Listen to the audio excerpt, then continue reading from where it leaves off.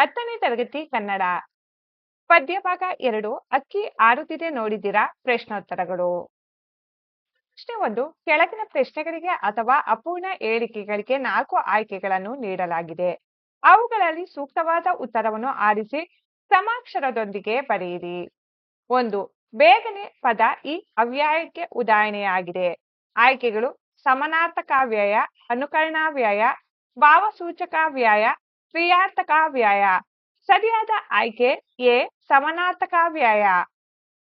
2 ಅವತರಣಾರ್ಥಕಾವ್ಯಯ ಪದವಿದು.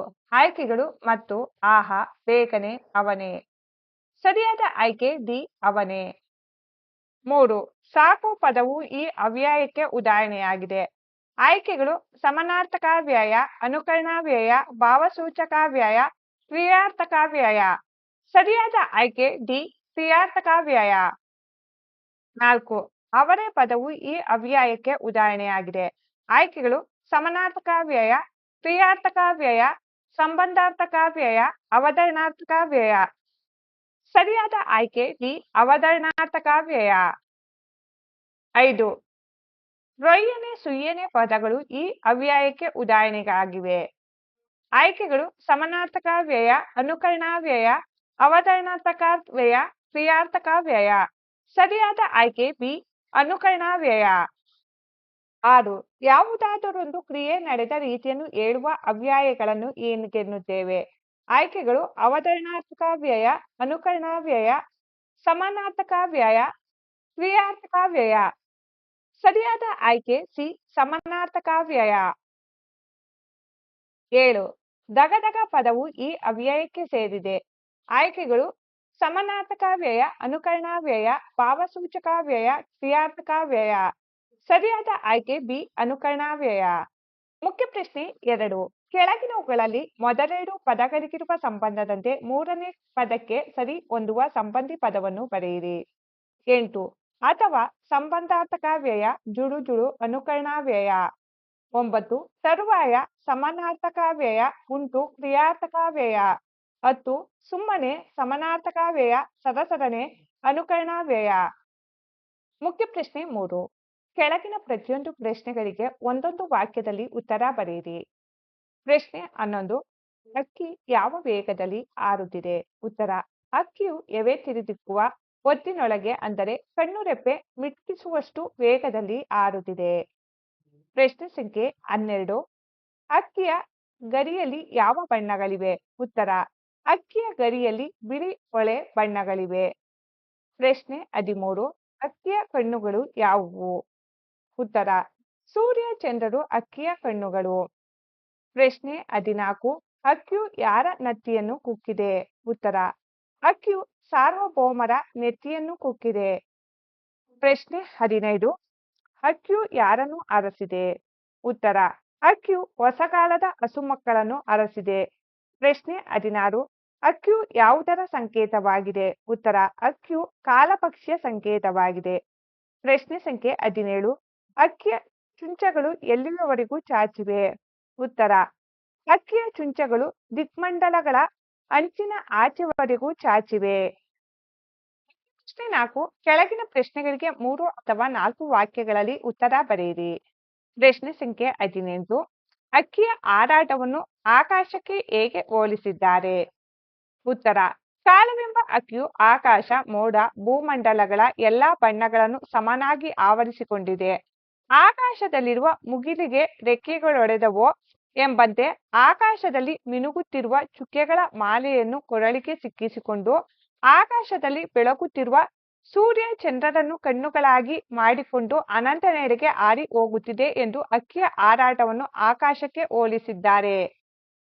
ಪ್ರಶ್ನೆ 19 ಹೊಸಕಾಲದ ಹಸುಮಕ್ಕಳನ್ನು ಅಕ್ಕಿ ಹೇಗೆ ಅರಸಿದೆ? ಉತ್ತರ ಕಾಲವು ಯುಗ ಯುಗಗಳ ಹಣೆಬರಹವನ್ನು ಅಳಿಸಿ ಹಾಕಿ ಹೊಸತನವನ್ನು, ಹೊಸ ಹಣೆಬರಹವನ್ನು ಬರೆದು ಎಲ್ಲರಿಗೂ ಬದಲಾವಣೆಯಾಗುವ ಒಳ್ಳೆಯ ಭಾಗವನ್ನು ತೆರೆದುಕೊಟ್ಟಿದೆ. ಹಾಗೆಯೇ ರೆಕ್ಕೆ ಬೀಸುತ್ತಾ ಮೇಲಕ್ಕೆ ಹಾರುವ ಈ ಅಕ್ಕಿ ಹೊಸಕಾಲದ ಹಸುಮಕ್ಕಳಿಗೆ ಹೊಸ ಚೈತನ್ಯವನ್ನು ನೀಡುತ್ತಾ ಉತ್ತಮ ಭವಿಷ್ಯಕ್ಕಾಗಿ ಅರಸಿದೆ. ಪ್ರಶ್ನೆ 20 ಅಕ್ಕಿಯು ಯಾವ ಮೇರೆ ಮೀರಿ ನೀರನ್ನು ಹೀರಿದೆ? ಉತ್ತರ ಕಾಲದ ಅಕ್ಕಿಯು ಬೆಳ್ಳಿ ಚುಕ್ಕಿ ಎಂದು ಕರೆಯಲ್ಪಡುವ ಶುಕ್ರ ಗ್ರಹವೆಂಬ ಹಳ್ಳಿಯ ಮೇರೆಯನ್ನು ಮೀರಿ ಹಾರಿ ಹೋಗುತ್ತಿದೆ. ತಿಂಗಳೂರು ಅಂದರೆ ಚಂದ್ರಲೋಕ. ಈ ಚಂದ್ರಲೋಕಕ್ಕೆ ಅಕ್ಕಿ ಏರಿ ನೀರಿನ ಸೆಲೆಯನ್ನು ಹುಡುಕಿ ಅದನ್ನು ಹೀರುತ್ತಾ ಸಂತೋಷವಾಗಿ ಆಡುತ್ತಿದೆ. ಮುಖ್ಯ ಪ್ರಶ್ನೆ 5. ಕೆಳಗಿನ ಕವಿ ಅಥವಾ ಸಾಹಿತಿಯ ಜನ್ಮಸ್ಥಳ, ಕಾಲ, ಕೃತಿ ಮತ್ತು ಬಿರುದು ಅಥವಾ ಪ್ರಶಸ್ತಿಗಳನ್ನು ಕುರಿತು ವಾಕ್ಯ ರೂಪದಲ್ಲಿ ಬರೆಯಿರಿ. 21. ದ.ರಾ ಬೇಂದ್ರೆ. ದ.ರಾ ಬೇಂದ್ರೆ ಅಂಬಿಕಾತನಯ ದತ್ತ ಎಂಬ ಕಾವ್ಯನಾಮದಿಂದ ಪ್ರಸಿದ್ಧರಾಗಿರುವ ದ.ರಾ ಬೇಂದ್ರೆಯವರು ಕ್ರಿಸ್ತಶಕ 1896ರಲ್ಲಿ ಧಾರವಾಡದಲ್ಲಿ ಜನಿಸಿದರು. ಶ್ರೀಯುತರು ಗರಿ, ಕೃಷ್ಣಕುಮಾರಿ, ನಗೆಯ ಹೊಗೆ, ಅರಳು ಮರಳು, ನಾಕುತಂತಿ, ನಾದಲೀಲೆ ಇತ್ಯಾದಿ ಕೃತಿಗಳನ್ನು ರಚಿಸಿದ್ದಾರೆ. ಕೇಂದ್ರ ಸಾಹಿತ್ಯ ಅಕಾಡೆಮಿ ಪ್ರಶಸ್ತಿ, ಪದ್ಮಶ್ರೀ, ಭಾರತೀಯ ಜ್ಞಾನಪೀಠ ಪ್ರಶಸ್ತಿ ಲಭಿಸಿದೆ. ಮುಖ್ಯ ಪ್ರಶ್ನೆ 6. ಕೆಳಗಿನ ವಾಕ್ಯ ಅಥವಾ ಹೇಳಿಕೆಗಳಿಗೆ ಸಂದರ್ಭ ಮತ್ತು ಸ್ವಾರಸ್ಯಗಳನ್ನು ಬರೆಯಿರಿ. ವಾಕ್ಯ 22. ರೆಕ್ಕೆಗಳೆರಡು ಪಕ್ಕದಲ್ಲುಂಟು. ಆಯ್ಕೆ. ಈ ವಾಕ್ಯವನ್ನು ಅಂಬಿಕಾತನಯ ದತ್ತ ಎಂಬ ಕಾವ್ಯನಾಮದಿಂದ ಪ್ರಸಿದ್ಧರಾದ ದ.ರಾ ಬೇಂದ್ರೆ ಅವರು ರಚಿಸಿರುವ ಗರಿ ಕವನ ಸಂಕಲನದಿಂದ ಆಯ್ದ ಹಕ್ಕಿ ಹಾರುತ್ತಿದೆ ನೋಡಿದಿರಾ ಎಂಬ ಪದ್ಯ ಭಾಗದಿಂದ ಆರಿಸಲಾಗಿದೆ. ಸಂದರ್ಭ. ಕವಿ ದ.ರಾ ಬೇಂದ್ರೆ ಅವರು ಕಾಲದ ಗತಿಯನ್ನು ಹಾರುವ ಹಕ್ಕಿಗೆ ಸಮೀಕರಿಸಿ ವರ್ಣಿಸುವ ಸಂದರ್ಭದಲ್ಲಿ ಕಾಲಪಕ್ಷಿಯ ರೂಪವನ್ನು ತಿಳಿಸುತ್ತಾ ಅದರ ಎರಡು ಕಡೆ ಕೆನ್ನನೆ ಮತ್ತು ಹೊನ್ನನೆ ಬಣ್ಣದ ಎರಡು ರೆಕ್ಕೆಗಳಿವೆ ಎಂದು ವರ್ಣಿಸುವ ಸಂದರ್ಭದಲ್ಲಿ ಈ ಮಾತನ್ನು ಹೇಳಿದ್ದಾರೆ. ಸ್ವಾರಸ್ಯ. ಕಾಲದ ಹಕ್ಕಿಗೆ ಸೂರ್ಯೋದಯ ಮತ್ತು ಸೂರ್ಯಾಸ್ತ ಎಂಬ ಎರಡು ರೆಕ್ಕೆಗಳಿವೆ ಎಂಬುದು ಕಾಲದ ಚಲನೆಗೆ ಸೂಕ್ತವಾದ ಕಲ್ಪನೆಯಾಗಿದ್ದು ಸ್ವಾರಸ್ಯಪೂರ್ಣವಾಗಿದೆ. ವಾಕ್ಯ 23. ಸಾರ್ವಭೌಮರ ನೆತ್ತಿಯ ಕುಕ್ಕಿ. ಆಯ್ಕೆ. ಈ ವಾಕ್ಯವನ್ನು ದ.ರಾ ಬೇಂದ್ರೆ ಅವರು ವಿಚರಿತ ಗರಿ ಎಂಬ ಕವನ ಸಂಕಲನದಿಂದ ಆಯ್ದ ಹಕ್ಕಿ ಹಾರುತ್ತಿದೆ ನೋಡಿದಿರಾ ಎಂಬ ಪದ್ಯಪಾಠದಿಂದ ಆರಿಸಿಕೊಳ್ಳಲಾಗಿದೆ. ಸಂದರ್ಭ. ಕವಿ ದ.ರಾ ಬೇಂದ್ರೆಯವರು ಚಲನಶೀಲವಾದ ಕಾಲದ ಗತಿಯನ್ನು ಹಾರುವ ಹಕ್ಕಿಗೆ ಸಮೀಕರಿಸಿ ವರ್ಣಿಸುತ್ತಾ ಕಾಲಪಕ್ಷಿಯು ತನ್ನ ಪಯಣದಲ್ಲಿ ಅನೇಕ ಸಣ್ಣ ಸಣ್ಣ ರಾಜ ಮನೆತನಗಳನ್ನು ಹಾಗೂ ದೊಡ್ಡ ದೊಡ್ಡ ಸಾಮ್ರಾಜ್ಯಗಳನ್ನು ಕಟ್ಟಿ ಅವುಗಳ ಪ್ರಗತಿ ಮತ್ತು ವಿನಾಶಕ್ಕೆ ಕಾರಣವಾಗಿದೆ. ಅಲ್ಲದೆ ಗತಕಾಲದ ಭೂಮಂಡಲದ ಮೇಲೆ ಸಾರ್ವಭೌಮರೆಂದು ಮೆರೆಯುತ್ತಿದ್ದ ಸಾಮ್ರಾಟರ ನೆತ್ತಿಯನ್ನು ಕುಕ್ಕಿ ಅವರ ಅಹಂಕಾರವನ್ನು ಮೆಟ್ಟಿ ನಿಂತಿದೆ ಎಂದು ಹೇಳುವಾಗ ಈ ಮಾತು ಬಂದಿದೆ. ಸ್ವಾರಸ್ಯ. ಕಾಲದ ಗತಿಯಲ್ಲಿ ವೈಭವದಿಂದ ಅಹಂಕಾರದಿಂದ ಮೆರೆದ ಸಾರ್ವಭೌಮರೆಲ್ಲರೂ ನಾಮಾವಶೇಷವಾಗಿದ್ದಾರೆ ಎಂಬುದು ಈ ಮಾತಿನಲ್ಲಿ ಸ್ವಾರಸ್ಯಪೂರ್ಣವಾಗಿ ವ್ಯಕ್ತಗೊಂಡಿದೆ. ವಾಕ್ಯ 24. ಬಲ್ಲದು ಯಾರ ಹಾಕಿದ ವಂಚ. ಆಯ್ಕೆ. ಪ್ರಸ್ತುತ ಸಾಲನ್ನು ದ.ರಾ ಬೇಂದ್ರೆಯವರು ವಿಚರಿತ ಗರಿ ಎಂಬ ಕವನ ಸಂಕಲನದಿಂದ ಆಯ್ದ ಹಕ್ಕಿ ಹಾರುತ್ತಿದೆ ನೋಡಿದಿರಾ ಎಂಬ ಪದ್ಯಪಾಠದಿಂದ ಆರಿಸಿಕೊಳ್ಳಲಾಗಿದೆ. ಸಂದರ್ಭ.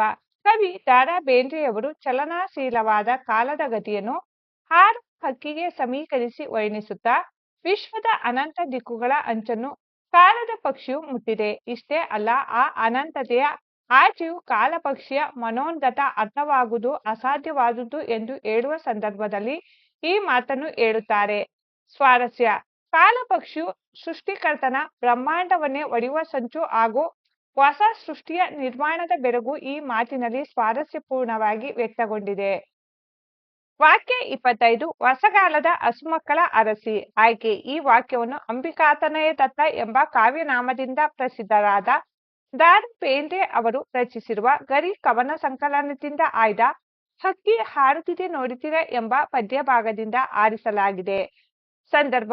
ಕವಿ ದ.ರಾ ಬೇಂದ್ರೆ ಅವರು ಕಾಲದ ಗತಿಯನ್ನು ಹಾರುವ ಹಕ್ಕಿಗೆ ಸಮೀಕರಿಸಿ ವರ್ಣಿಸುವ ಸಂದರ್ಭದಲ್ಲಿ ಕಾಲಪಕ್ಷಿಯು ತನ್ನ ರೆಕ್ಕೆಗಳನ್ನು ಬೀಸುವ ಮೂಲಕ ಭೂಮಂಡಲದ ಜೀವಿಗಳಿಗೆ ಚೈತನ್ಯ ನೀಡಿ ಹೊಸ ಪೀಳಿಗೆಯ ಮಕ್ಕಳನ್ನು ಅರಸಿ ಉತ್ತಮ ಭವಿಷ್ಯಕ್ಕಾಗಿ ಶುಭ ಹಾರೈಸುತ್ತದೆ ಎಂಬ ಈ ಮಾತನ್ನು ಹೇಳುತ್ತಾರೆ. ಸ್ವಾರಸ್ಯ. ಕಾಲಪಕ್ಷಿಯು ಯುಗಯುಗದಲ್ಲೂ ಜನರಿಗೆ ಚೈತನ್ಯವನ್ನು ತುಂಬಿ ಮುಂದಿನ ಜನಾಂಗವನ್ನು ಅರಸುತ್ತಿದೆ ಎಂಬುದು ಈ ಮಾತಿನಲ್ಲಿ ಸ್ವಾರಸ್ಯಪೂರ್ಣವಾಗಿ ವ್ಯಕ್ತಗೊಂಡಿದೆ. ವಾಕ್ಯ 26. ಮಂಗಳ ಲೋಕದ ಅಂಗಳಕ್ಕೇರಿ. ಆಯ್ಕೆ. ಈ ವಾಕ್ಯವನ್ನು ಅಂಬಿಕಾತನಯ ದತ್ತ ಎಂಬ ಕಾವ್ಯನಾಮದಿಂದ ಪ್ರಸಿದ್ಧರಾದ ದ.ರಾ ಬೇಂದ್ರೆ ಅವರು ರಚಿಸಿರುವ ಗರಿ ಕವನ ಸಂಕಲನದಿಂದ ಆಯ್ದ ಹಕ್ಕಿ ಹಾರುತ್ತಿದೆ ನೋಡಿದಿರಾ ಎಂಬ ಪದ್ಯಭಾಗದಿಂದ ಆರಿಸಲಾಗಿದೆ. ಸಂದರ್ಭ. ಕವಿ ದ.ರಾ ಬೇಂದ್ರೆ ಅವರು ಕಾಲದ ಗತಿಯನ್ನು ಹಾರುವ ಹಕ್ಕಿಗೆ ಸಮೀಕರಿಸಿ ವರ್ಣಿಸುತ್ತಾ ಕಾಲಪಕ್ಷಿಯು ನಕ್ಷತ್ರಗಳನ್ನು ಮೀರಿ ಚಂದ್ರಲೋಕದ ನೀರನ್ನು ಹೀರಿ ಆಟವಾಡಲು ಹಾರಾಡಲು ಮಂಗಳ ಲೋಕದ ಅಂಗಳಕ್ಕೇರಿದೆ ಎಂದು ವರ್ಣಿಸುವ ಸಂದರ್ಭದಲ್ಲಿ ಈ ಮಾತನ್ನು ಹೇಳುತ್ತಾರೆ. ಸ್ವಾರಸ್ಯ. ವೇಗದ ಕಾಲಗತಿಯಲ್ಲಿ ಮಾನವನು ವೈಜ್ಞಾನಿಕವಾಗಿ ಮುಂದುವರಿಯುತ್ತಾ ಚಂದ್ರ, ಮಂಗಳ, ಶುಕ್ರ ಗ್ರಹ ಮುಂತಾದ ಆಕಾಶ ಕಾಯಗಳೆಡೆಗೆ ಆಡುತ್ತಿರುವುದನ್ನು ಈ ಮಾತಿನಲ್ಲಿ ಸ್ವಾರಸ್ಯಪೂರ್ಣವಾಗಿ ವರ್ಣಿಸಲಾಗಿದೆ. ವಾಕ್ಯ 27 ತಿಂಗಳನ್ನೂರಿನ ನೀರನ್ನು ಇಡಿ. ಆಯ್ಕೆ ಈ ವಾಕ್ಯವನ್ನು ಅಂಬಿಕಾತನಯ ದತ್ತ ಎಂಬ ಕಾವ್ಯನಾಮದಿಂದ ಪ್ರಸಿದ್ಧರಾದ ದಾರಾ ಬೇಂದ್ರೆ ಅವರು ರಚಿಸಿರುವ ಗರಿ ಕವನ ಸಂಕಲನದಿಂದ ಆಯ್ದ ಹಕ್ಕಿ ಹಾರುತ್ತಿದೆ ನೋಡುತ್ತೀರಾ ಎಂಬ ಪದ್ಯಭಾಗದಿಂದ ಆರಿಸಲಾಗಿದೆ. ಸಂದರ್ಭ: ಕವಿ ಬೇಂದ್ರೆ ಅವರು ಕಾಲವನ್ನು ಹಾರುವ ಹಕ್ಕಿಗೆ ಸಮೀಕರಿಸಿ ಬಹಳ ವೈಜ್ಞಾನಿಕವಾಗಿ ಹಕ್ಕಿ ಹಾರುತ್ತಿದೆ ನೋಡುತ್ತೀರಾ ಪದ್ಯವನ್ನು ರಚಿಸಿದ್ದಾರೆ. ನಿರಂತರವಾಗಿ ಚಲಿಸುತ್ತಿರುವ ಕಾಲವೆಂಬ ಹಕ್ಕಿಯು ಶುಕ್ರ ಗ್ರಹವೆಂಬ ಬೆಳ್ಳಿಯ ಹಳ್ಳಿಯ ಮೇರೆಯನ್ನು ಮೀರಿ ಹಾರುತ್ತಿದೆ. ಚಂದ್ರಲೋಕದ ಅಂಗಳಕ್ಕೂ ಹಾರಿದ್ದಲ್ಲದೆ ಮಂಗಳನ ಅಂಗಳಕ್ಕೆ ಕಾಲಿಟ್ಟು ತಾನು ಹಾರಾಡಲು ಹೊರಟಿದೆ ಎಂದು ಹೇಳುವ ಸಂದರ್ಭದಲ್ಲಿ ಈ ಮೇಲಿನ ಮಾತು ಬಂದಿದೆ. ಸ್ವಾರಸ್ಯ: ಮಾನವ ವೈಜ್ಞಾನಿಕ ಕ್ರಾಂತಿ ಬೆಳವಣಿಗೆಗಳು ಹಾಗೂ ಶುಕ್ರ, ಚಂದ್ರ, ಮಂಗಳ ಗ್ರಹಗಳಿಗೆ ಮಾನವ ಹೋಗಬಹುದಾದ ಸಾಧ್ಯತೆಗಳು ಇಲ್ಲಿ ಸ್ವಾರಸ್ಯಪೂರ್ಣವಾಗಿ ವ್ಯಕ್ತಗೊಂಡಿದೆ. ವಾಕ್ಯ 28 ರೆಕ್ಕೆ ಬೀಸುತ್ತಾ ಚೇತನಗೊಳಿಸಿ. ಆಯ್ಕೆ ಈ ವಾಕ್ಯವನ್ನು ದಾರಾ ಬೇಂದ್ರೆ ಅವರು ರಚಿಸಿರುವ ಗರಿ ಕವನ ಸಂಕಲನದಿಂದ ಆಯ್ದ ಹಕ್ಕಿ ಹಾರುತ್ತಿದೆ ನೋಡುತ್ತೀರಾ ಎಂಬ ಪದ್ಯಭಾಗದಿಂದ ಆರಿಸಲಾಗಿದೆ.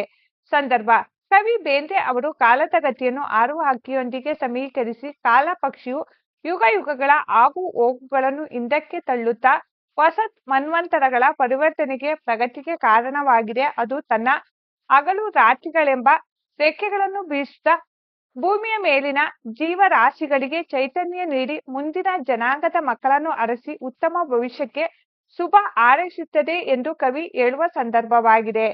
ಸ್ವಾರಸ್ಯ: ಪರಿವರ್ತನೆ ಜಗದ ನಿಯಮ ಎಂಬಂತೆ ಯುಗಯುಗಗಳು ಕಳೆದರೂ ಮುಂದಿನ ಪೀಳಿಗೆಗೆ ಚೈತನ್ಯವನ್ನು ತುಂಬಿ ಉತ್ತಮ ಭವಿಷ್ಯಕ್ಕೆ ಕಾಲಪಕ್ಷಿಯು ಶುಭವನ್ನು ಹಾರೈಸುತ್ತಿರುವುದು ಇಲ್ಲಿ ಸ್ವಾರಸ್ಯಕರವಾಗಿ ಮೂಡಿಬಂದಿದೆ.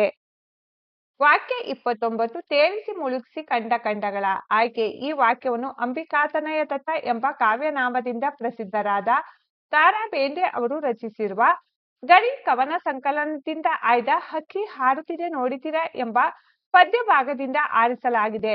ಸಂದರ್ಭ: ಕಾಲ ಉರುಳಿದಂತೆ ಪ್ರತಿಯೊಂದು ಘಟನೆಗಳು ಇತಿಹಾಸವಾಗುತ್ತಾ ಹೋಗುತ್ತದೆ ಎಂಬುದನ್ನು ಹಾರುವ ಹಕ್ಕಿಯೊಂದಿಗೆ ಸಮೀಕರಿಸಿ ಹೇಳಲಾಗಿದೆ.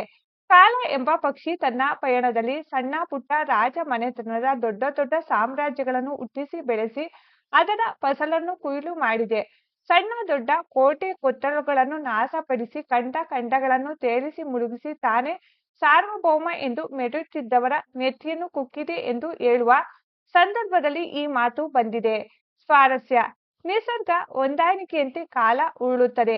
ಎಷ್ಟೇ ಪ್ರಭಾವಶಾಲಿಯಾದರೂ ಕಾಲಚಕ್ರದ ಮುಂದೆ ಎಲ್ಲರೂ ತಲೆಬಾಗಲೇಬೇಕು. ಎಷ್ಟೇ ದೊಡ್ಡ ವ್ಯಕ್ತಿಯಾಗಲಿ ಸಾಮ್ರಾಜ್ಯವಾಗಲಿ ಜಗತ್ತಿನಲ್ಲಿ ಯಾವುದು ಶಾಶ್ವತವಲ್ಲ ಎಂಬುದು ಸ್ವಾರಸ್ಯಪೂರ್ಣವಾಗಿ ವ್ಯಕ್ತವಾಗಿದೆ. ಮುಖ್ಯ ಪ್ರಶ್ನೆ 6 ಕೆಳಗಿನ ಪದ್ಯಭಾಗವನ್ನು ಪೂರ್ಣಗೊಳಿಸಿ ಬರೆಯಿರಿ.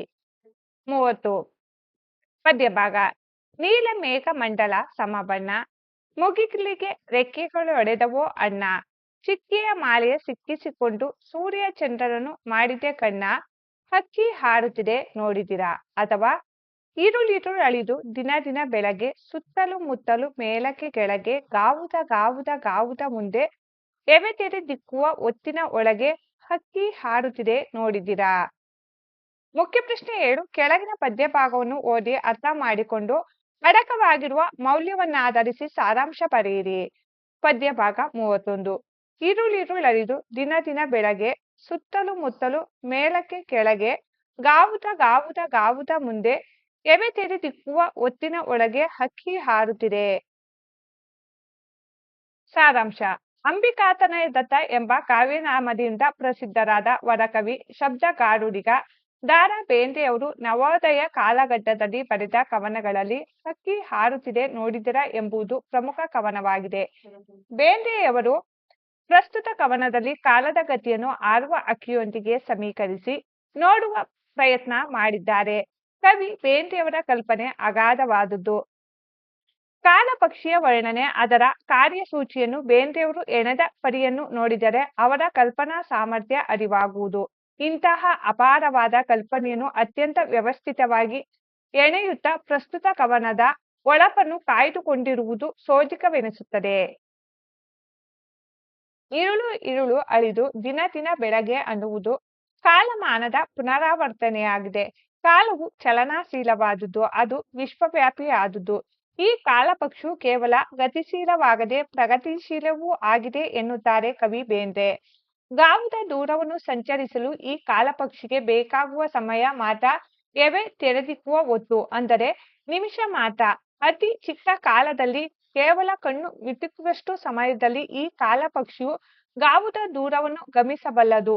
ಬೇಂದ್ರೆಯವರು ಪರಿಚಯಿಸಿರುವ ಕಾಲಪಕ್ಷಿ ಕೇವಲ ಸಮಯ ಪಕ್ಷಿಯಲ್ಲ, ವಿಶ್ವವನ್ನೇ ತನ್ನ ಚಲನೆಯಲ್ಲಿ ಬದಲಾಯಿಸುವ ಬೃಹತ್ ಚೈತನ್ಯ ಪಕ್ಷಿ. ಇಂತಹ ಪಕ್ಷಿಯನ್ನು ನೀವು ನೋಡಿದ್ದೀರಾ ಎಂದು ಸಹೃದಯರನ್ನು ಪ್ರಶ್ನಿಸುತ್ತಾರೆ ವರಕವಿ ಬೇಂದ್ರೆ. ಹೀಗೆ ಮೊದಲ ನುಡಿಯಲ್ಲಿಯೇ ಕಾಲಪಕ್ಷಿಯನ್ನು ಪರಿಚಯಿಸುವ ವಿಧಾನ ತುಂಬಾ ಸ್ವಾರಸ್ಯಕರವಾಗಿದೆ. ಕಲ್ಪನೆಯಂತೆ ಕಾಣುವ ಪದದಲ್ಲಿ ವಾಸ್ತವತೆಯನ್ನು ಹಿಡಿದಿಡುವ, ಚಮತ್ಕಾರಿಕವಾಗಿ ಬಳಸುವ ಬೇಂದ್ರೆ ಪ್ರತಿಭೆಯ ರಸಸ್ವಾದನೆಯ ಮೌಲ್ಯವನ್ನು ಕಾಣಬಹುದು. 32. ಕರಿನೆರೆ ಬಣ್ಣದ ಪುಚ್ಚಗಳುಂಟು, ಬಿಳಿವಳೆ ಬಣ್ಣದ ಗರಿಗರಿಯುಂಟು, ಕೆನ್ನನೆ ಹೊನ್ನನ ಬಣ್ಣ ಬಣ್ಣಗಳ ರೆಕ್ಕೆಗಳೆರಡು ಪಕ್ಕದಲ್ಲುಂಟು, ಹಕ್ಕಿ ಹಾರುತ್ತಿದೆ ನೋಡಿದಿರಾ. ಸಾರಾಂಶ: ಅಂಬಿಕಾತನಯ ದತ್ತ ಎಂಬ ಕಾವ್ಯನಾಮದಿಂದ ಪ್ರಸಿದ್ಧರಾದ ವರಕವಿ, ಶಬ್ದಗಾರುಡಿಗ ದ.ರಾ. ಬೇಂದ್ರೆಯವರು ನವೋದಯ ಕಾಲಘಟ್ಟದಲ್ಲಿ ಬರೆದ ಕವನಗಳಲ್ಲಿ ಹಕ್ಕಿ ಹಾರುತ್ತಿದೆ ನೋಡಿದಿರಾ ಎಂಬುದು ಪ್ರಮುಖ ಕವನವಾಗಿದೆ. ಬೇಂದ್ರೆಯವರು ಪ್ರಸ್ತುತ ಕವನದಲ್ಲಿ ಕಾಲದ ಗತಿಯನ್ನು ಹಾರುವ ಹಕ್ಕಿಯೊಂದಿಗೆ ಸಮೀಕರಿಸಿ ನೋಡುವ ಪ್ರಯತ್ನ ಮಾಡಿದ್ದಾರೆ. ಕವಿ ಬೇಂದ್ರೆಯವರ ಕಲ್ಪನೆ ಅಗಾಧವಾದುದು. ಕಾಲಪಕ್ಷಿಯ ವರ್ಣನೆ, ಅದರ ಕಾರ್ಯಸೂಚಿಯನ್ನು ಬೇಂದ್ರೆಯವರು ಎಣೆದ ಪರಿಯನ್ನು ನೋಡಿದರೆ ಅವರ ಕಲ್ಪನಾ ಸಾಮರ್ಥ್ಯ ಅರಿವಾಗುವುದು. ಇಂತಹ ಅಪಾರವಾದ ಕಲ್ಪನೆಯನ್ನು ಅತ್ಯಂತ ವ್ಯವಸ್ಥಿತವಾಗಿ ಎಣೆಯುತ್ತಾ ಪ್ರಸ್ತುತ ಕವನದ ಹೊಳಪನ್ನು ಕಾಯ್ದುಕೊಂಡಿರುವುದು ಸೋಜಿಗವೆನಿಸುತ್ತದೆ. ಕವಿ ಬೇಂದ್ರೆಯವರು ಇಲ್ಲಿ ಚೈತನ್ಯರೂಪಿ ಕಾಲಪಕ್ಷಿಯ ಭೌತಿಕ ವಿವರಗಳನ್ನು ಈ ನುಡಿಯಲ್ಲಿ ವಿವರಿಸಿದ್ದಾರೆ. ಪುಚ್ಚ ಅಂದರೆ ಅದು ಪಕ್ಷಿಯ ಬಾಲ, ಇದು ಹಿಂದಿರುತ್ತದೆ, ಇದು ಭೂತಕಾಲ, ಆದುದರಿಂದ ಇದರ ಬಣ್ಣವು ಕರಿ. ಇನ್ನು ಕಣ್ಣಿಗೆ ಕಾಣುತ್ತಿರುವ ಹೊಳೆಯುತ್ತಿರುವ ಗರಿಯ ಬಣ್ಣ ಬಿಳಿ, ಆದುದರಿಂದ ಇದು ವರ್ತಮಾನ ಕಾಲ. ನಮ್ಮ ಮುಂದೆ ಕಾಣುವ ಭವಿಷ್ಯತ್ ಕಾಲ, ಇದು ಉದಯಿಸುತ್ತಿರುವ ಸೂರ್ಯನಂತೆ ಕೆಂಪಾಗಿ ಬಂಗಾರದ ಬಣ್ಣದ್ದಾಗಿರುತ್ತದೆ. ಈ ಮೂರು ಕಾಲಗಳು ಚಲನೆಯ ಅಂಶಗಳು. ಇಂತಹ ಒಂದು ಬೃಹತ್ ಪಕ್ಷಿ ನೀವು ನೋಡಿದಿರಾ ಎಂದು ಸಹೃದಯರನ್ನು ಪ್ರಶ್ನಿಸುತ್ತಾರೆ ವರಕವಿ ಬೇಂದ್ರೆ. ಹೀಗೆ ಪ್ರಸ್ತುತ ನುಡಿಯಲ್ಲಿ ಬೇಂದ್ರೆಯವರು ಕಾಲವು ಚಲನಾಶೀಲವಾದುದು, ಚಲನಶೀಲತೆ ಜೀವಂತಿಕೆಯ ಗುಣ, ನಿಸರ್ಗದ ಹೊಂದಾಣಿಕೆಯಂತೆ ಕಾಲ ಉರುಳುತ್ತದೆ, ಅದಕ್ಕೆ ತಡ ಎಂಬುವುದಿಲ್ಲ, ಅದಕ್ಕೆ ಹೊಂದಿಕೊಳ್ಳಬೇಕು ಎಂದು ಕಾಲದ ಮೂರು ವ್ಯವಸ್ಥೆಗಳನ್ನು ಬಣ್ಣಗಳ ಹೋಲಿಕೆಯ ಮುಖಾಂತರ ಬಹು ಸ್ವಾರಸ್ಯಯುತ ಮತ್ತು ಮೌಲ್ಯಯುತವಾಗಿ ವರ್ಣಿಸಿದ್ದಾರೆ. ಪದ್ಯ 33. ನೀಲ ಮೇಘಮಂಡಲ ಸಮಬಣ್ಣ, ಮುಗಿಲಿಗೆ ರೆಕ್ಕೆಗಳೊಡೆದವೋ ಅಣ್ಣ, ಚಿಕ್ಕೆಯ ಮಾಲೆಯ ಸಿಕ್ಕಿಸಿಕೊಂಡು ಸೂರ್ಯ ಚಂದ್ರರನ್ನು ಮಾಡಿದೆ ಕಣ್ಣ, ಹಕ್ಕಿ ಹಾರುತ್ತಿದೆ ನೋಡಿದಿರಾ. ಸಾರಾಂಶ: ಅಂಬಿಕಾತನಯ ದತ್ತ ಎಂಬ ಕಾವ್ಯನಾಮದಿಂದ ಪ್ರಸಿದ್ಧರಾದ ವರಕವಿ, ಶಬ್ದಗಾರುಡಿಗ ದ.ರಾ. ಬೇಂದ್ರೆಯವರು ನವೋದಯ ಕಾಲಘಟ್ಟದಲ್ಲಿ ಬರೆದ ಕವನಗಳಲ್ಲಿ ಹಕ್ಕಿ ಹಾರುತ್ತಿದೆ ನೋಡಿದಿರಾ ಎಂಬುದು ಪ್ರಮುಖ ಕವನವಾಗಿದೆ. ಬೇಂದ್ರೆಯವರು ಪ್ರಸ್ತುತ ಕವನದಲ್ಲಿ ಕಾಲದ ಗತಿಯನ್ನು ಹಾರುವ ಹಕ್ಕಿಯೊಂದಿಗೆ ಸಮೀಕರಿಸಿ ನೋಡುವ ಪ್ರಯತ್ನ ಮಾಡಿದ್ದಾರೆ. ಕವಿ ಬೇಂದ್ರೆಯವರ ಕಲ್ಪನೆ ಅಗಾಧವಾದುದು. ಕಾಲಪಕ್ಷಿಯ ವರ್ಣನೆ, ಅದರ ಕಾರ್ಯಸೂಚಿಯನ್ನು ಬೇಂದ್ರೆಯವರು ಎಣೆದ ಪರಿಯನ್ನು ನೋಡಿದರೆ ಅವರ ಕಲ್ಪನಾ ಸಾಮರ್ಥ್ಯ ಅರಿವಾಗುವುದು. ಇಂತಹ ಅಪಾರವಾದ ಕಲ್ಪನೆಯನ್ನು ಅತ್ಯಂತ ವ್ಯವಸ್ಥಿತವಾಗಿ ಎಣೆಯುತ್ತಾ ಪ್ರಸ್ತುತ ಕವನದ ಹೊಳಪನ್ನು ಕಾಯ್ದುಕೊಂಡಿರುವುದು ಸೋಜಿಗವೆನಿಸುತ್ತದೆ. ಪ್ರಸ್ತುತ ನುಡಿಯಲ್ಲಿ ಕವಿ ಬೇಂದ್ರೆಯವರು ಕಾಲಪಕ್ಷಿಯು ತಾರತಮ್ಯರಹಿತ ಸಮದೃಷ್ಟಿಯಿಂದ ಕೂಡಿದ ನೀಲ ಮೇಘಮಂಡಲ ಸಮಬಣ್ಣದಂತೆ, ಅನಂತ ಆಕಾಶದಲ್ಲಿರುವ ಮುಗಿಲಿಗೆ ರೆಕ್ಕೆಗಳು ಮೂಡಿದಂತೆ, ನಕ್ಷತ್ರ ಮಾಲೆಯನ್ನು ಧರಿಸಿಕೊಂಡು ಸೂರ್ಯ ಚಂದ್ರನನ್ನು ಕಣ್ಣಾಗಿಸಿಕೊಂಡು ಅದು ಹಾರಾಡುತ್ತಿರುವ ನೋಟ ಅದ್ಭುತವಾದುದು ಎಂದು ಸ್ವಾರಸ್ಯಪೂರ್ಣವಾಗಿ ವ್ಯಕ್ತಪಡಿಸಿರುವರು. 34. ಪದ್ಯಭಾಗ.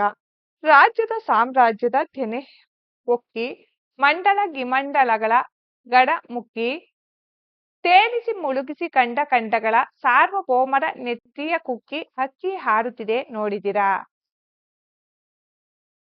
ಸಾರಾಂಶ ಅಂಬಿಕಾತನಯ ದತ್ತ ಎಂಬ ಕಾವ್ಯನಾಮದಿಂದ ಪ್ರಸಿದ್ಧರಾದ ವರಕವಿ ಶಬ್ದಗಾರುಡಿಗ ದಾರಾ ಬೇಂದ್ರೆಯವರು ನವೋದಯ ಕಾಲಘಟ್ಟದಲ್ಲಿ ಬರೆದ ಕವನಗಳಲ್ಲಿ ಹಕ್ಕಿ ಹಾರುತ್ತಿದೆ ನೋಡಿದಿರಾ ಎಂಬುದು ಪ್ರಮುಖ ಕವನವಾಗಿದೆ.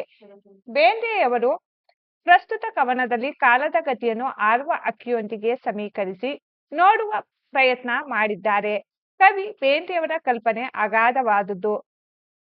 ಕಾಲಪಕ್ಷಿಯ ವರ್ಣನೆ ಅದರ ಕಾರ್ಯಸೂಚಿಯನ್ನು ಬೇಂದ್ರೆಯವರು ಎಣೆದ ಪರಿಯನ್ನು ನೋಡಿದರೆ ಅವರ ಕಲ್ಪನಾ ಸಾಮರ್ಥ್ಯ ಅರಿವಾಗುವುದು. ಇಂತಹ ಅಪಾರವಾದ ಕಲ್ಪನೆಯನ್ನು ಅತ್ಯಂತ ವ್ಯವಸ್ಥಿತವಾಗಿ ಎಣೆಯುತ್ತಾ ಪ್ರಸ್ತುತ ಕವನದ ಒಳಪನ್ನು ಕಾಯ್ದುಕೊಂಡಿರುವುದು ಸೋಜಿಗವೆನಿಸುತ್ತದೆ. ಕಾಲಪಕ್ಷಿಯು ತನ್ನ ಪಯಣದಲ್ಲಿ ಅನೇಕ ಸಣ್ಣ ಸಣ್ಣ ರಾಜಮನೆತನಗಳನ್ನು ಹಾಗೂ ದೊಡ್ಡ ದೊಡ್ಡ ಸಾಮ್ರಾಜ್ಯಗಳನ್ನು ಹುಟ್ಟಿಸಿ ಬೆಳೆಸಿ ಅವುಗಳ ಫಸಲನ್ನು ಕೊಯ್ಲು ಮಾಡಿದೆ. ಅದೇ ರೀತಿ ಅನೇಕ ಸಾಮ್ರಾಜ್ಯಗಳನ್ನು, ರಾಜ್ಯಗಳನ್ನು, ಕೋಟೆ ಕೊತ್ತಲುಗಳನ್ನು ನಾಶಗೊಳಿಸಿದೆ. ಕಾಲಪಕ್ಷಿಯು ತನ್ನ ಪಯಣದಲ್ಲಿ ಭೂಮಂಡಲದ ಮೇಲಿರುವ ಖಂಡಗಳನ್ನು ತೇಲಿಸಿ ಮುಳುಗಿಸಿ ಪ್ರಾಕೃತಿಕ ಬದಲಾವಣೆಗೂ ಕಾರಣವಾಗಿದೆ. ಕಾಲಪಕ್ಷಿಯು ಸಾರ್ವಭೌಮರೆಂದು ಮೆರೆಯುತ್ತಿದ್ದ ಸಾಮ್ರಾಟರ ನೆತ್ತಿಯನ್ನು ಕುಕ್ಕಿ ಅವರ ಅಹಂಕಾರವನ್ನು ಮೆಟ್ಟಿ ನಿಂತಿದೆ ಎಂದು ಕವಿ ಬೇಂದ್ರೆಯವರು ವರ್ಣಿಸಿದ್ದಾರೆ. ಹೀಗೆ ಪ್ರಸ್ತುತ ಪದ್ಯದಲ್ಲಿ ಕವಿ ಬೇಂದ್ರೆಯವರು ಚಲನಶೀಲತೆ ಎಂಬುದು ಬದುಕಿನ ಜೀವಂತಿಕೆಯ ಗುಣವಾಗಿದೆ. ನಿಸರ್ಗದ ಹೊಂದಾಣಿಕೆಯಂತೆ ಕಾಲ ಉರುಳುತ್ತದೆ, ಅದಕ್ಕೆ ತಡೆ ಎಂಬುದಿಲ್ಲ. ಎಂತಹ ಪ್ರಭಾವಶಾಲಿಯಾದರೂ ನಿಸರ್ಗದತ್ತವಾದ ಕಾಲಚಕ್ರದ ಎದುರಿನಲ್ಲಿ ತಲೆಬಾಗಲೇಬೇಕು, ಅದಕ್ಕೆ ಹೊಂದಿಕೊಳ್ಳಬೇಕು. ಆಯಾ ಕಾಲದಲ್ಲಿ ನಡೆದ ಪ್ರತಿಯೊಂದು ಘಟನೆಯೂ ಕಾಲದ ಉರುಳಿದಂತೆ ಇತಿಹಾಸವಾಗುತ್ತಾ ಹೋಗುತ್ತದೆ ಎಂಬ ಮೌಲ್ಯವನ್ನು ವ್ಯಕ್ತಪಡಿಸಿರುವರು. ಪದ್ಯಭಾಗ 35. ಯುಗ ಯುಗಗಳ ಹಣೆ ಬರಹ ಒರೆಸಿ ಮನ್ವಂತರಗಳ ಭಾಗ್ಯವ ತೆರೆಸಿ ರೆಕ್ಕೆ ಬೀಸುತ್ತ ಚೇತನಗೊಳಿಸಿ ಹೊಸಕಾಲದ ಹಸುಮಕ್ಕಳ ಅರಸಿ ಅಕ್ಕಿ ಹಾರುತ್ತಿದೆ ನೋಡಿದಿರಾ.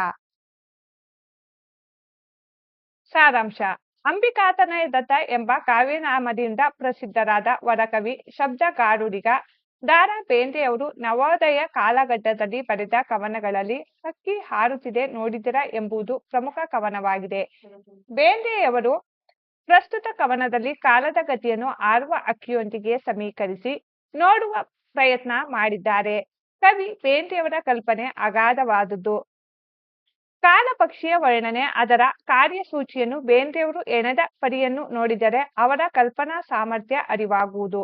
ಇಂತಹ ಅಪಾರವಾದ ಕಲ್ಪನೆಯನ್ನು ಅತ್ಯಂತ ವ್ಯವಸ್ಥಿತವಾಗಿ ಎಣೆಯುತ್ತಾ ಪ್ರಸ್ತುತ ಕವನದ ಒಳಪನ್ನು ಕಾಯ್ದುಕೊಂಡಿರುವುದು ಸೋಜಿಗವೆನಿಸುತ್ತದೆ. ಕಾಲಪಕ್ಷಿಯು ಯುಗ ಯುಗಗಳ ಆಗು ಹೋಗುಗಳನ್ನು ಹಿಂದಕ್ಕೆ ತಳ್ಳುತ್ತಾ ಹೊಸ ಮನ್ವಂತರಗಳ ಪರಿವರ್ತನೆಗೆ ಅಥವಾ ಪ್ರಗತಿಗೆ ಕಾರಣವಾಗಿದೆ. ಕಾಲಪಕ್ಷಿಯು ತನ್ನ ರೆಕ್ಕೆಗಳನ್ನು ಬೀಸುವ ಮೂಲಕ ಭೂಮಂಡಲದ ಜೀವಿಗಳಿಗೆ ಚೈತನ್ಯ ನೀಡಿ ಮುಂದಿನ ಜನಾಂಗದ ಮಕ್ಕಳನ್ನು ಅರಸಿ ಉತ್ತಮ ಭವಿಷ್ಯಕ್ಕಾಗಿ ಶುಭ ಹಾರೈಸುತ್ತಿದೆ ಎನ್ನುವರು ಕವಿ ಬೇಂದ್ರೆ. ಇದನ್ನೆಲ್ಲ ಪರಿವೀಕ್ಷಿಸುವ ಕಣ್ಣು ನಮಗೆ ಬೇಕು. ಅಂತೆಯೇ ಕವಿ ಬೇಂದ್ರೆಯವರು ನಮ್ಮನ್ನು ಕೇಳುತ್ತಿದ್ದಾರೆ, ಹಕ್ಕಿ ಹಾರುತ್ತಿದೆ ನೋಡಿದಿರಾ ಎಂದು. ಮಾನವನ ದೃಷ್ಟಿ ತತ್ಕಾಲಕ್ಕೆ ಸೀಮಿತವಾಗಿರುತ್ತದೆ, ಆದರೆ ಕವಿಯ ನೋಟ ಕಾಲಾತೀತ, ದೇಶಾತೀತ. ಇಲ್ಲಿ ಕಾಲಪಕ್ಷಿಯ ಕೆಲಸ ಕೇವಲ ವಿನಾಶಕಾರಿಯಲ್ಲ, ಹೊಸ ಮನ್ವಂತರದ ಶುಭೋದಯವಾಗುವುದು ಈ ಕಾಲಪಕ್ಷಿಯಿಂದಲೇ.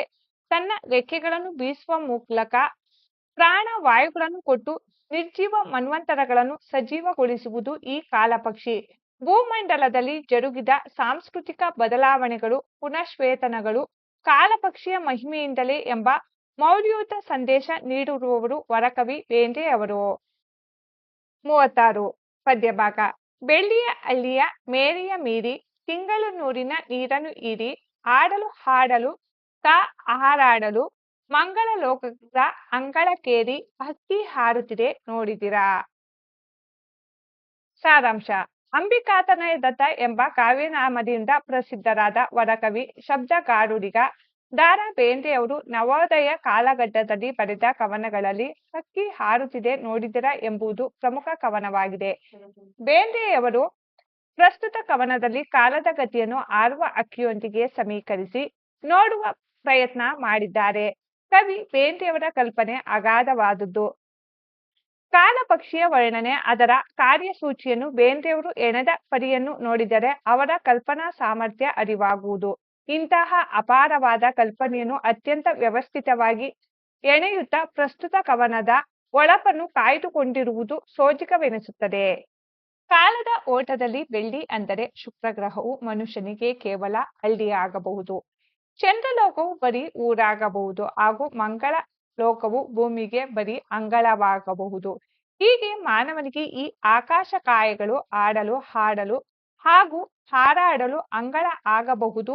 ಇಲ್ಲಿ ಮಂಗಳ ಲೋಕದ ಅಂಗಳಕ್ಕೆ ಮಾನವನು ಏರುವ ಸೂಚನೆಯನ್ನು ಸಾರಿದ ಕವನ ಇದಾಗಿದೆ ಎನ್ನುವುದು ಗಮನಾರ್ಹ. ಪ್ರಸ್ತುತ ನುಡಿಯಲ್ಲಿ ಮಾನವನು ಭೂಮಿಯಿಂದ ಇತರ ಗ್ರಹ ಉಪಗ್ರಹಗಳಿಗೆ ಸಂಚರಿಸಬಹುದಾದ ದಾರ್ಶನಿಕ ಮುನ್ನೋಟ, ಮಾನವ ಪ್ರಪಂಚದಲ್ಲಾಗುವ ವೈಚಿತ್ರ್ಯದ ವಿಸ್ಮಯ ಮೌಲ್ಯಯುತವಾಗಿ ವ್ಯಕ್ತಗೊಂಡಿದೆ. 37 ಪದ್ಯ. ಮುಟ್ಟಿದೆ ದಿಗ್ಮಂಡಲಗಳ ಅಂಚ, ಆಚೆಗೆ ಚಾಚಿದೆ ತನ್ನೆಯ ಚುಂಚ, ಬ್ರಹ್ಮಾಂಡಗಳನ್ನು ಒಡೆಯಲು ಎಂದೋ ಬಲ್ಲರು ಯಾರ ಹಾಕಿದ ಹೊಂಚ, ಅಕ್ಕಿ ಹಾರುತ್ತಿದೆ ನೋಡಿದಿರಾ. ಸಾರಾಂಶ.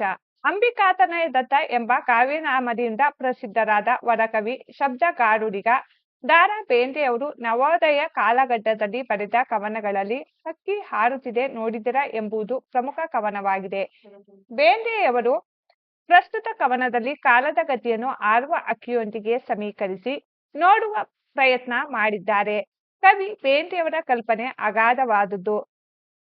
ಕಾಲಪಕ್ಷಿಯ ವರ್ಣನೆ, ಅದರ ಕಾರ್ಯಸೂಚಿಯನ್ನು ಬೇಂದ್ರೆಯವರು ಎಣೆದ ಪರಿಯನ್ನು ನೋಡಿದರೆ ಅವರ ಕಲ್ಪನಾ ಸಾಮರ್ಥ್ಯ ಅರಿವಾಗುವುದು. ಇಂತಹ ಅಪಾರವಾದ ಕಲ್ಪನೆಯನ್ನು ಅತ್ಯಂತ ವ್ಯವಸ್ಥಿತವಾಗಿ ಎಣೆಯುತ್ತಾ ಪ್ರಸ್ತುತ ಕವನದ ಹೊಳಪನ್ನು ಕಾಯ್ದುಕೊಂಡಿರುವುದು ಸೋಜಿಗವೆನಿಸುತ್ತದೆ. ವಿಶ್ವಗಳು ಅನೇಕವಿರಬಹುದು, ಆ ವಿಶ್ವದಿಕ್ಕುಗಳು ಅನಂತವಿರಬಹುದು. ಆದರೆ ಈ ಕಾಲಪಕ್ಷಿಯು ಈ ಎಲ್ಲ ಮಂಡಲಗಳ ಅಂಚನ್ನು ಮುಟ್ಟಿದೆ. ಇಷ್ಟೇ ಅಲ್ಲ, ಈ ಅನಂತತೆಯ ಆಚೆಗೂ ಸಹ ಇದು ತನ್ನ ಚುಂಚನ್ನು ಚಾಚಿದೆ. ಕಾಲಪಕ್ಷಿಯ ಮನೋನ್ಗತ ಅರ್ಥವಾಗುವುದು ಅಸಾಧ್ಯವಾದುದು. ಸೃಷ್ಟಿಕರ್ತೃವಿನ ಈ ಬ್ರಹ್ಮಾಂಡವನ್ನ ಕಾಲಪಕ್ಷಿಯು ಒಡೆಯಲು ಹೊಂಚು ಹಾಕುತ್ತಿದೆ. ಅಂಡ್ ಒಡೆದಾಗಲೇ ಹೊಸ ಸೃಷ್ಟಿ ಹೊರಗೆ ಬರುವುದು ಎಂಬುದು ಇಲ್ಲಿನ ಭಾವ. ಪ್ರಸ್ತುತ ಪದ್ಯವು ಶಂಕರಾಚಾರ್ಯರ ಹೇಳಿಕೆ ಮಾಯಾ ಕಲ್ಪಿತ ದೇಶ ಕಾಲ ಕಲನ, ಅಂದರೆ ದೇಶ ಮತ್ತು ಕಾಲ ಇವು ಕೇವಲ ಭ್ರಮೆ ಎಂಬುದನ್ನು ಪುಷ್ಟೀಕರಿಸುವಂತೆ, ಅನಂತತೆಯ ಆಚೆಯೂ ಕಾಲಪಕ್ಷಿಯು ಮನೋನ್ಗತ ತರಗತಿ ಅರ್ಥವಾಗುವುದು ಅಸಾಧ್ಯವಾದುದು. ಕಾಲಪಕ್ಷಿಯ ಹೊಡೆತಕ್ಕೆ ಮಾನವ ಪ್ರಪಂಚದಲ್ಲಾಗುವ ವೈಚಿತ್ರ್ಯಾಂಶದ ಸಂಶಯದಲ್ಲಿ ಒಂದು ಉದಾರವಿದೆ ಎಂಬುದನ್ನು ಮೌಲ್ಯಯುತವಾಗಿ ಅರ್ಥೈಸಿದೆ. ಮುಖ್ಯ ಪ್ರಶ್ನೆ 8. ಕೆಳಗಿನ ಪ್ರಶ್ನೆಗಳಿಗೆ 8 ಅಥವಾ 10 ವಾಕ್ಯಗಳಲ್ಲಿ ಉತ್ತರ ಬರೆಯಿರಿ. ಪ್ರಶ್ನೆ ಸಂಖ್ಯೆ 38. ಅಕ್ಕಿಯನ್ನು ಕಾಲಗತಿಗೆ ಹೋಲಿಸುತ್ತಾ ಕವಿ ಹೇಳಿರುವ ಮಾತುಗಳ್ಯಾವುವು? ಉತ್ತರ. ಕವಿ ದ. ರಾ ಬೇಂದ್ರೆಯವರು ಚಲನಶೀಲವಾದ ಕಾಲದ ಗತಿಯನ್ನು ಹಾರುವ ಅಕ್ಕಿಗೆ ಸಮೀಕರಿಸಿ ವರ್ಣಿಸುತ್ತಾ, ಕಾಲ ರಾತ್ರಿ ಕಳೆದು ದಿನ ಬೆಳಕಾಗಿ ಹೀಗೆ ಪುನರಾವರ್ತನೆಯಾಗಿ ಮೇಲೆ ಕೆಳಗೆ ಸುತ್ತಮುತ್ತ ಕಣ್ಣು ರೆಪ್ಪೆ ತೆರೆದು ಮುಚ್ಚುವುದರೊಳಗೆ ಗಾವುದ ರೀತಿಯಲ್ಲಿ ವೇಗವಾಗಿ ಹಾರಿ ಹೋಗುತ್ತಿದೆ. ಇಂತಹ ಅಕ್ಕಿ ಹಾರಿ ಹೋಗುವುದಕ್ಕೆ ತಡೆಯಿಲ್ಲ. ಅಕ್ಕಿಯ ಪುಚ್ಚ, ಗರಿ, ರೆಕ್ಕೆಗಳನ್ನು ಭೂತ, ವರ್ತಮಾನ, ಭವಿಷ್ಯತ್ ಕಾಲಗಳಿಗೆ ಹೋಲಿಸಿದ್ದಾರೆ. ನೀಲ ಮೇಘ ಮಂಡಲಗಳ ಸಮಬಣ್ಣಗಳನ್ನು ಸಮನಾಗಿ ಆವರಿಸಿಕೊಂಡು ಸಮತೆಯನ್ನು ಕಾಣುತ್ತದೆ. ಮುಗಿಲಿಗೆ ರೆಕ್ಕೆಗಳೊಡೆದವು ಎಂಬಂತೆ ಅನಂತವಾಗಿ ಹಾರಿ ಹೋಗುತ್ತಿದೆ. ಚುಕ್ಕಿಗಳ ಮಾಲೆಯನ್ನು ಕೊರಳಿಗೆ ಸಿಕ್ಕಿಸಿಕೊಂಡು ಸೂರ್ಯ ಚಂದ್ರರನ್ನು ಕಣ್ಣುಗಳಾಗಿ ಮಾಡಿಕೊಂಡು ಅನಂತನೆಡೆಗೆ ಹಾರಿ ಹೋಗಿದೆ ನೋಡಿದಿರಾ ಎಂಬ ಮಾತನ್ನು ಹೇಳುತ್ತಾರೆ. ರಾಜ್ಯ ಸಾಮ್ರಾಜ್ಯಗಳನ್ನು ವೈಭವದಿಂದ ಮೆರೆಯುವಂತೆ ಮಾಡಿದ್ದು ಇದೇ ಕಾಲವೆಂಬ ಅಕ್ಕಿ. ರಾಜ ಮಹಾರಾಜರ ಸಣ್ಣ ದೊಡ್ಡ ಕೋಟೆ ಕೊತ್ತಲುಗಳನ್ನು ಗಬಕ್ಕನೆ ನಾಶ ಮಾಡಿದ್ದು ಕಾಲವೇ. ವಿಶ್ವದ ಎಲ್ಲಾ ಭಾಗಗಳನ್ನು ತೇಲಿಸಿ ಮುಳುಗಿಸಿ ಸಾರ್ವಭೌಮರ ನೆತ್ತಿಯನ್ನು ಕುಕ್ಕಿ ಹಾರಿ ಹೋಗಿದೆ. ಕಾಲವು ಯುಗಯುಗಗಳ ಹಣೆಬರಹವನ್ನು ಅಳಿಸಿ ಹಾಕಿ ಹೊಸತನದ ಭಾಗ್ಯವನ್ನು ತೆರೆದು ಕೊಟ್ಟಿದೆ. ಹೊಸಕಾಲದ ಹಸು ಮಕ್ಕಳಿಗೆ ಹೊಸ ಚೈತನ್ಯವನ್ನು ನೀಡಿ ಉತ್ತಮ ಭವಿಷ್ಯಕ್ಕಾಗಿ ಹರಸಿದೆ. ಬೆಳ್ಳಿ ಚುಕ್ಕಿ ಎಂದು ಕರೆಯಲ್ಪಡುವ ಶುಕ್ರಗ್ರಹವೆಂಬ ಹಳ್ಳಿಯ ಮೇರೆಯನ್ನು ಮೀರಿ ಚಂದ್ರಲೋಕಕ್ಕೆ ಏರಿ ನೀರನ್ನು ಹುಡುಕಿ ಹೀರಿದೆ. ಮಂಗಳನ ಅಂಗಳಕ್ಕೆ ಹೋಗಿ ಸಂಶೋಧನೆ ಮಾಡುವ ಗುರಿಯನ್ನು ಹೊಂದಿದ್ದಾರೆ ಎಂಬ ಮಾತನ್ನು ಪರೋಕ್ಷವಾಗಿ ಅಭಿವ್ಯಕ್ತಪಡಿಸಿದ್ದಾರೆ. ದಶ ದಿಕ್ಕುಗಳ ತುತ್ತ ತುದಿಗೆ ಮುಟ್ಟಿ ಅದರ ಆಚೆಗೆ ತನ್ನೆಯ ಚುಂಚನ್ನು ಚಾಚಿದೆ. ಜಗತ್ತಿನ ಮೂಲವನ್ನು ಒಡೆಯಲು ಪ್ರಪಂಚದ ವಿಸ್ಮಯವನ್ನು ವೇದಿಸಲೋ ಎಂಬಂತೆ ಹೊಂಚು ಹಾಕಿದೆ ಎಂಬ ಮಾತನ್ನು ಹೇಳುತ್ತಾರೆ. ಪ್ರಶ್ನೆ 39. ನಿಸರ್ಗದತ್ತವಾದ ಕಾಲಚಕ್ರದ ಎದುರಿನಲ್ಲಿ ಎಲ್ಲರೂ ತಲೆಬಾಗಲೇಬೇಕು ಎಂಬುದನ್ನು ಅಕ್ಕಿ ಆರುವಿಕೆಯ ಸಹಜ ಕ್ರಿಯೆಯೊಂದಿಗೆ ಕವಿ ಹೇಳಿರುವ ಮಾತುಗಳನ್ನು ಸಂಗ್ರಹಿಸಿ ಬರೆಯಿರಿ. ಉತ್ತರ: ಕವಿ ದ ರಾ ಬೇಂದ್ರೆಯವರು ಚಲನಶೀಲವಾದ ಕಾಲದ ಗತಿಯನ್ನು ಹಾರುವ ಅಕ್ಕಿಗೆ ಸಮೀಕರಿಸಿ ವರ್ಣಿಸುತ್ತಾ, ಅಕ್ಕಿ ಹಾರಿ ಹೋಗುವುದಕ್ಕೆ ತಡೆಯಿಲ್ಲ. ಅಕ್ಕಿಯ ಪುಚ್ಚ ಗರಿ ರೆಕ್ಕೆಗಳನ್ನು ಭೂತ, ವರ್ತಮಾನ, ಭವಿಷ್ಯತ್ ಕಾಲಗಳಿಗೆ ಹೋಲಿಸಿದ್ದಾರೆ. ನೀಲ ಮೇಘ ಮಂಡಲಗಳ ಬಣ್ಣಗಳನ್ನು ಸಮನಾಗಿ ಆವರಿಸಿಕೊಂಡು ಸಮಾನತೆಯನ್ನು ಕಾಣುತ್ತದೆ. ಮುಗಿಲಿಗೆ ರೆಕ್ಕೆಗಳೊಡೆದವು ಎಂಬಂತೆ ಅನಂತವಾಗಿ ಹಾರಿ ಹೋಗುತ್ತಿದೆ. ಚುಕ್ಕೆಗಳ ಮಾಲೆಯನ್ನು ಕೊರಳಿಗೆ ಸಿಕ್ಕಿಸಿಕೊಂಡು, ಸೂರ್ಯ ಚಂದ್ರನನ್ನು ಕಣ್ಣುಗಳನ್ನಾಗಿ ಮಾಡಿಕೊಂಡು ಅನಂತದೆಡೆಗೆ ಹಾರಿ ಹೋಗಿದೆ ನೋಡಿದಿರ ಎಂಬ ಮಾತನ್ನು ಹೇಳುತ್ತಾರೆ. ರಾಜ್ಯ ಸಾಮ್ರಾಜ್ಯಗಳನ್ನು ವೈಭವದಿಂದ ಮೆರೆಯುವಂತೆ ಮಾಡಿದ್ದು ಇದೇ ಕಾಲವೆಂಬ ಅಕ್ಕಿ. ರಾಜ ಮಹಾರಾಜರ ಸಣ್ಣ ದೊಡ್ಡ ಕೋಟೆ ಕೊತ್ತಲುಗಳನ್ನು ನಾಶ ಮಾಡಿದ್ದು ಕಾಲವೇ.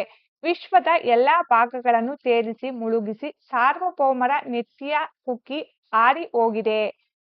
ಕಾಲವು ಯುಗಯುಗಗಳ ಹಣೆಬರಹವನ್ನು ಅಳಿಸಿ ಹಾಕಿ ಹೊಸತನದ ಭಾಗ್ಯವನ್ನು ತೆರೆದು ಕೊಟ್ಟಿದೆ.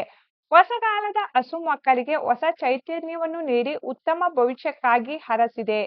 ಬೆಳ್ಳಿ ಚುಕ್ಕಿ ಎಂದು ಕರೆಯಲ್ಪಡುವ ಶುಕ್ರಗ್ರಹವೆಂಬ ಹಳ್ಳಿಯ ಮೇರೆಯನ್ನು ಮೀರಿ ಚಂದ್ರಲೋಕಕ್ಕೆ ಏರಿ ನೀರನ್ನು ಹುಡುಕಿ ಈರಿದೆ. ಮಂಗಳನ ಅಂಗಳಕ್ಕೆ ಹೋಗಿ ಸಂಶೋಧನೆ ಮಾಡುವ ಗುರಿಯನ್ನು ಹೊಂದಿದ್ದಾರೆ ಎಂಬ ಮಾತನ್ನು ಪರೋಕ್ಷವಾಗಿ ಅಭಿವ್ಯಕ್ತಪಡಿಸಿದ್ದಾರೆ. ದಶ ದಿಕ್ಕುಗಳ ತುತ್ತ ತುದಿಗೆ ಮುಟ್ಟಿ ಅದರ ಆಚೆಗೆ ತನ್ನೆಯ ಚುಂಚನ್ನು ಚಾಚಿದೆ.